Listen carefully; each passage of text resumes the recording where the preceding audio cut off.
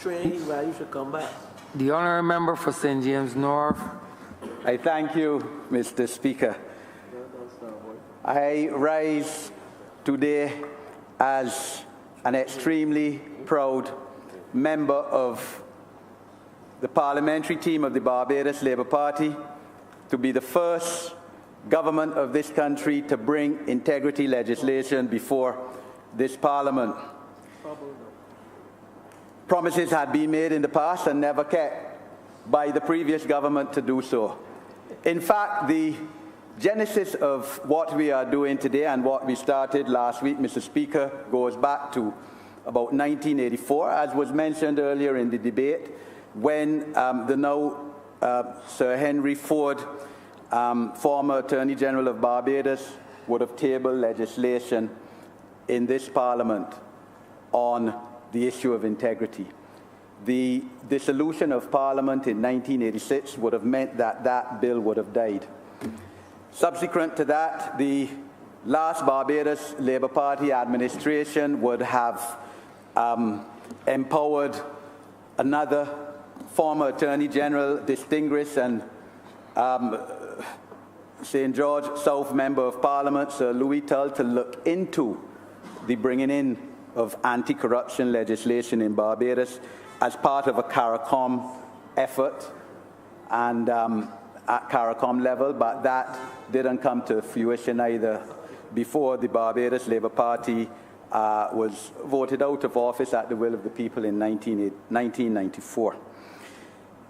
The reality of the situation is that the last Democratic Labour Party government, and many would say that they came into office largely because of their promises made in the 2008 general election, that they would pass integrity legislation and prevention of corruption legislation within the first 90 days of their office. Of course, Mr. Speaker, as you are well aware, they were in office for over 3,700 days and did not find it fit to establish such legislation. The result of that was that Barbados declined, for example, from number 15 in the world in terms of ratings by Transparency International, in terms of prevention of corruption, out of 182 countries with a score of 76, or with a score of 61, in fact, to 31 out of 176 countries, declining by points in terms of 15 percentage points. And as has been said by some of my colleagues previously, corruption costs a country in terms of its socio-economic development. In fact, it's estimated that the gross national product of a country declines by about 4% on average because of corrupt practices by those, especially in high places, but not only those in high places, at all levels in society. And Barbados became the laughingstock, not only of the Caribbean, but of the whole world, because of the lack of, because of the whole treatment of governance by the previous government. And as the honourable member for Christchurch South said earlier today, the mandate of the people of Barbados in the election 2 months ago was not only a vote against an incompetent and callous set of people, but it was also a vote against corrupt practices of the highest order, spiritual wickedness in high places, that the Lord in the Bible condemns to the highest degree. But we had, what do you expect, Mr. Speaker? We had a tremendous reluctance by the last government to fulfill that manifesto promise of theirs in 2008 to bring in legislation to prevent corruption by their own people in this country and to bring in integrity legislation. You had the then Attorney General, gladly the honourable member for St. Philip West has got rid of him, hopefully from the political landscape. St. Philip South, sorry. Got rid of him, hopefully from the political landscape for the rest of eternity. He said that people who were talking about integrity legislation were making silly and stupid noises, and that he couldn't find money to establish the Anti-Corruption Commission after they went through all aspects of debate in this parliament, both in the lower and upper house, and passed a Prevention of Corruption Act as one of their last acts of parliament in their first term of office. But he couldn't find money to establish a commission, but he said that he had to do more significant things in his ministry. But yet they could find money to appoint 450 people to constituency councils to give largesse to their people. You had a prime minister who, again, thankfully, because of the honourable member for St. Michael South, will never see, I state confidently, any political office again in Barbados, saying that a 1929 Act, Mr. Speaker, as you know, based on a 1917 colonial Act, the United Kingdom Act, over 100 years old, was adequate enough to serve Barbados right now. In an act that was passed in an age where no one even contemplated that they would have one computer in the world, or that social media would be any concept that could be envisaged as we know it now. But that act was adequate. He said that only last year, October, November. And this is the same person, former Prime Minister, who up to 2012 was saying that the only reason why the Dems were not bringing in integrity legislation because it conflicted with the Prevention of Corruption Act, which was not the law of Barbados. So this kind of fooling people by fraud was something that the people of Barbados voted 30 love in a massive, massive way last election. And each and every politician, each and every person who offers themselves for public office or political office going forward has to understand that. We on this side, we in this parliament certainly understand that, Mr. Speaker. We had a situation where as the Honourable Prime Minister and Attorney General have both said, where contracts were given out in breach of financial and audit rules, that we as members of Parliament and members of Cabinet understand in a forum and a VU before that have to be observed, have to be, if you want to maintain the integrity and transparency and accountability of a system for the good of everyone who lives in this country. But yet we had, as has also been said during this debate, at least 2 government ministers from the former cabinet driving about with impunity, 2 luxury vehicles given to them by contractors doing business in departments, in statutory boards, falling under their ministerial mandate.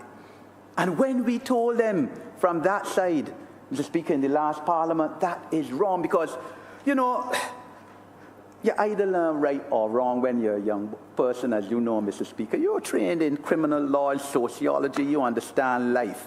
You don't become someone who has integrity because you're now a member of Parliament or a cabinet minister. You learn this when you're young.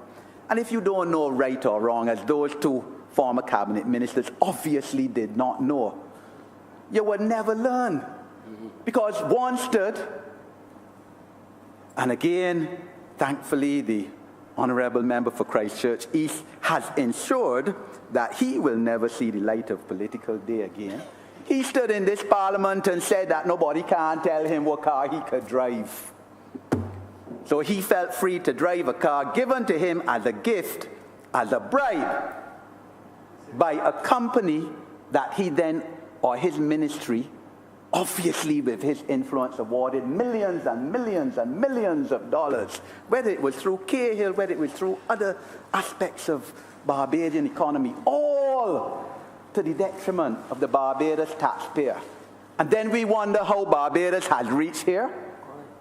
We wonder how Barbados on May the 24th election was at the bottom of the poll in social and economic turmoil for the first time in its history since the abolition of slavery. But that's where we found ourselves. Never before.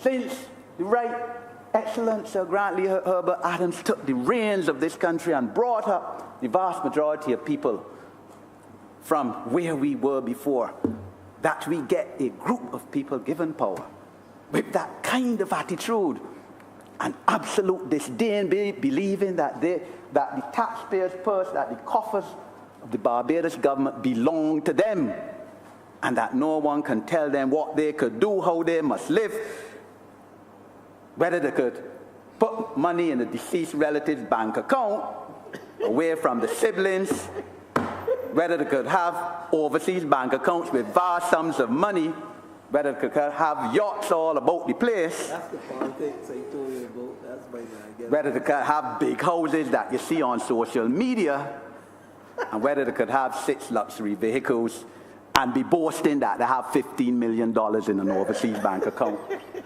like one of them. That is what Barbados came to, sir. That is what the people have put us here to guard against. This is why this debate is an extremely decent, extremely important debate. Because rumors spread abound, and in the absence of integrity legislation, this type of legislation, so rumors would spread. This is Barbados, a small country that thrives on rumors. And the Honorable Attorney General said that he had people come to him, and I have people come into me too, sir, so I know what you're saying is true about them having to pay $10,000 for ZR license. So these are the kind of people that this legislation seeks to protect, because those individuals now, by the whistleblower legislation, which we will have an opportunity to strengthen even more when it goes to select committee, because the whistleblower legislation will now allow someone who was told that they have to pay $10,000 for a ZR license to come and say who told them that and where the money went. Because that can't be right. We're not accustomed to that. We should never have been that way. But then, sir, you had ministers as well summoned before the Public Accounts Committee, an important committee, if not the most important committee of this Parliament, constitutionally enshrined, summoned before that committee on matters of housing and infelicities in the Ministry of Housing, and telling you straight that did not come in. The Attorney General, Honorable Attorney General, spoke to that too, because he was a member of the Public Accounts Committee. And lawyers writing the Public Accounts Committee to say that these ministers, 2 former ministers of housing, for instance, not coming to appear before a constitutionally enshrined committee of this Parliament. And lawyers who are beneficiaries of these corrupt practices, charging $5 million for Cahill work, as we have heard in this Parliament, awarded QCs recently, another one of $1.4 million. All incestuous, all the same people involved in this nonsense and corrupt practices. Though they are the 2 of the lawyers who wrote, but could charge $1.4 million and be paid to Water Authority. Strapped Water Authority, as the Honourable Member for Christchurch East will tell you. But this is all part of the corruption that pervaded Barbados over the last 10 years, and which has to be and will be brought to a stop. And the people of Barbados, sir, tell us every day, I mean, at least 10 people tell me every day, sir, that a politician got to get locked up, has to face the arms of the criminal justice system of this country. And I give 100% support to the Attorney General on that. He has my full backing, sir. Yes, I praise him for bringing this bill before Parliament. Yes. I praise the Honourable Prime Minister for insisting that it be brought, as she said it would have been at our conference in October last year, that it would be brought on the first day of Parliament. It wasn't brought on the first sitting day of Parliament. It was brought later in this Parliament on the second sitting day of this Parliament. And we here debating it today, even though we have economic issues to deal with, debt, everything. We believe that it's significant enough to be brought before you, before your honourable House today, sir. That is how serious we feel. The Democratic Labour Party fooled around with this issue. As I said, they passed it through this Parliament as one of its last acts of Parliament in December 2012, just so that they could say in their manifesto in the LP performance, which is a document in the House 2008, 2012, that they enacted legislation but never had any intention whatsoever of establishing the commission to deal with it. Because one cabinet minister in that time, in fact, told me they ain't bringing the legislation to lock up their own. That was their attitude. You've heard other speakers, other of my colleagues speak towards how, you come into politics to do good, to serve people and not for your selfish means. And you could judge on that score, sir. The previous government, they failed to enact procurement legislation. I think they brought that to, or they laid that in Parliament just before they allowed Parliament to dissolve itself, because they wanted to have the authority to give contracts to their friends and their fatted calf colleagues. And all of this has repercussions on campaign financing because, sir, you're a man of the world. I know that. You know that those who were beneficiaries of these contracts didn't keep all for themselves. They went back in other people's pockets. That is how that Democratic Labour Party operates. They failed to pass freedom of information legislation, which we again are committed to bring, sir, because all of this has to be a group of legislation that comes in terms of integrity and keeping the people informed. And again, I praise the Honourable Prime Minister, sir. She has, that honourable member for St. Michael Northeast has in 50 days given more press conferences and be more accessible to the public than the two prime ministers together that the Dems had in the 3,700 days together. And that's what it is about. So freedom of information legislation will come to, sir, because the public has to have access. Contractor general legislation, which has been spoken about in this Parliament as well, sir, has to come into effect. That you have an individual or commission that can oversee who contracts are given to. All of that is part of a good governance of a society that is so important. If Barbados is to, and we will, sir, move it again to the leading small developing country in the world, where we had already planned to put it in terms of being on the crisp of developed country status. The Jamaica government, sir, in fact, has now integrated contractor general legislation very recently into anti-corruption legislation, so that it all is in one. The failure of the Democratic Labour Party, the last government, to pass any kind of this legislation is even more appalling in the light of the fact that Antigua has this legislation, St. Vincent has it, Trinidad has it, St. Kitts has it, St. Lucia has it. But the Democratic Labour Party felt that Barbados should not have it because of their own purposes. And we, sir, and it has already been done, and I join those, sir, who give the Integrity Barbados praise on this issue, sir. Democratic Labour Party, but it's appalling because I believe they're having an annual conference a couple of weeks ago. Not one of them have any credibility. We bring a budget. The Honourable Prime Minister brings a budget before this House. 17 days after our victory. And 4 massively defeated candidates on social media talking about the budget. When they should be talking about where all the money gone that we left for them in 2008. That's what they should be talking about, sir.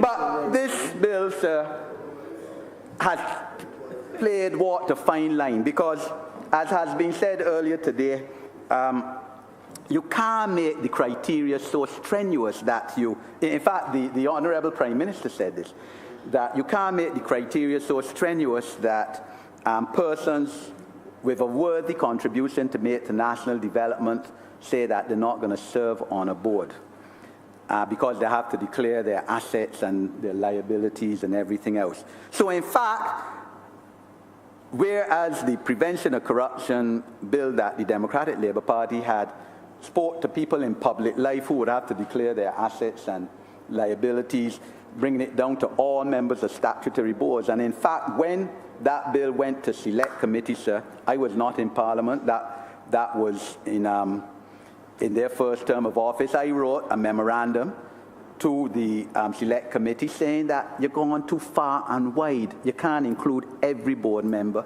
An ordinary member of a statutory board would not have that influence. Leave it to chairpersons of the board. If you want to go down to deputy chairpersons, probably go down to them. And this bill brought here today by the Honourable Member for St. Joseph does exactly that, because it speaks to chairmen of boards and commissions and that kind of thing, permanent secretaries, heads of departments within the public service, chairpersons of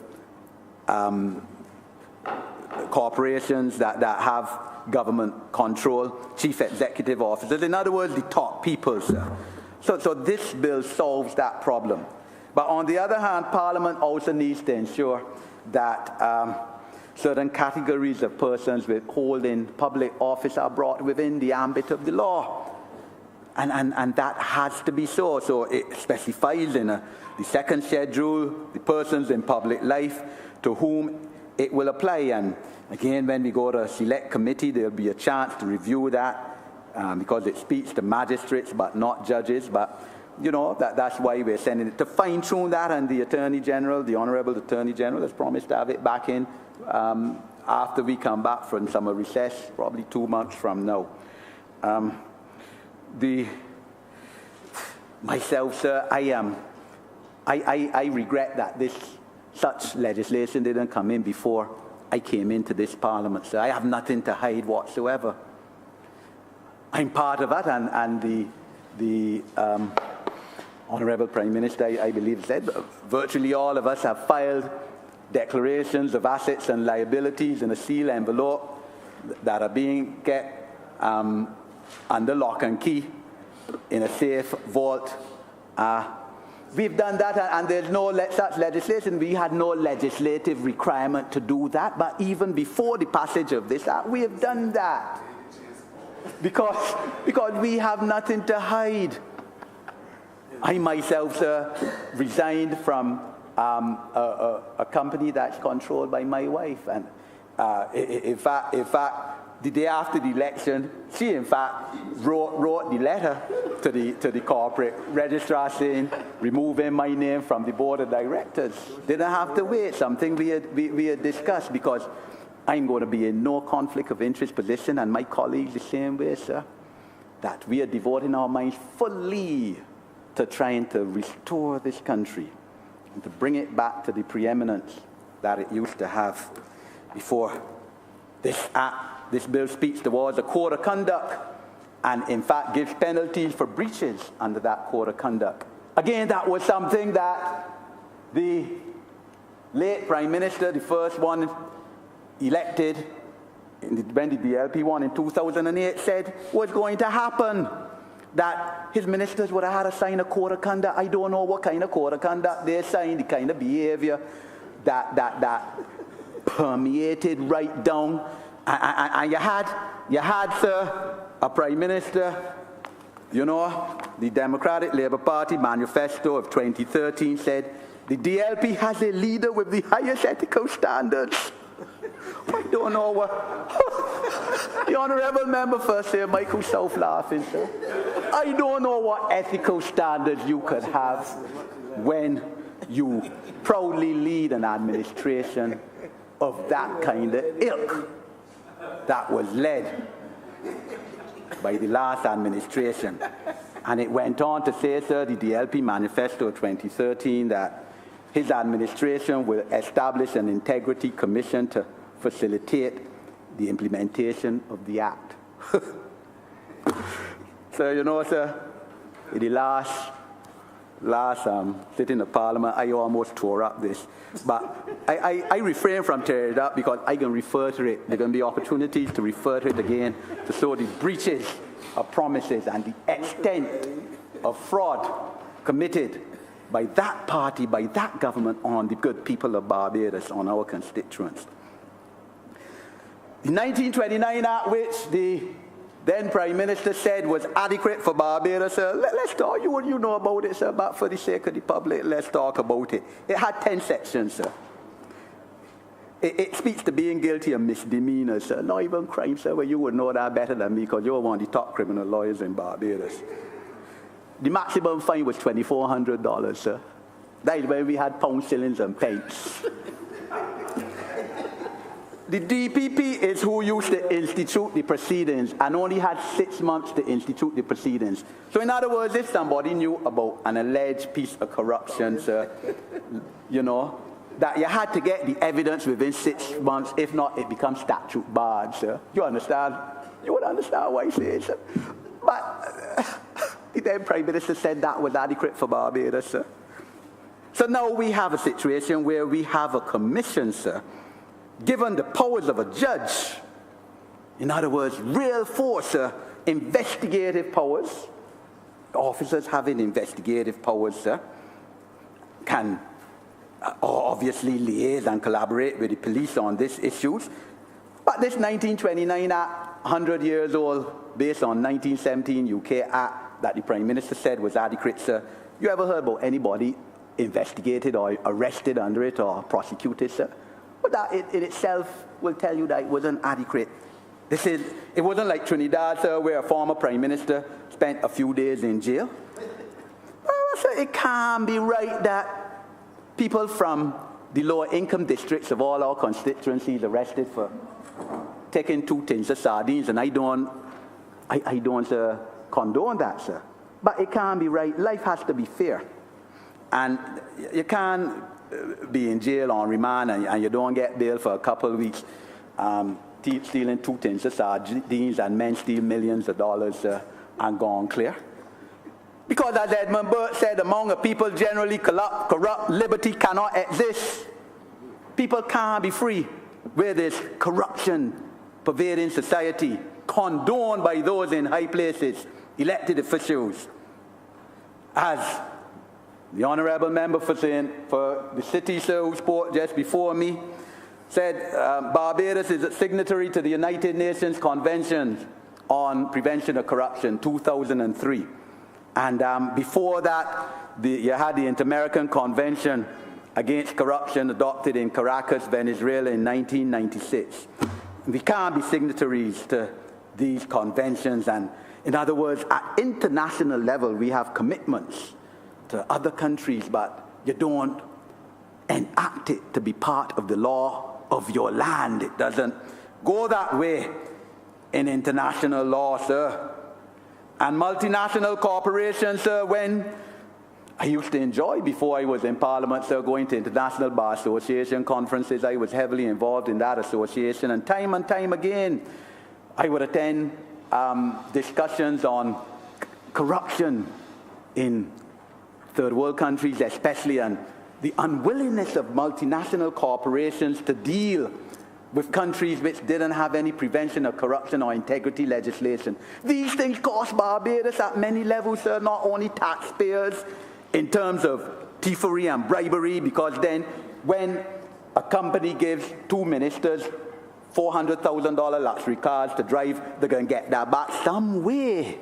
They're going to charge $1 million, for instance, on a contract that only worth $500,000. It costs the taxpayers, but it also costs at international level, because multinational corporations don't want to do business with you.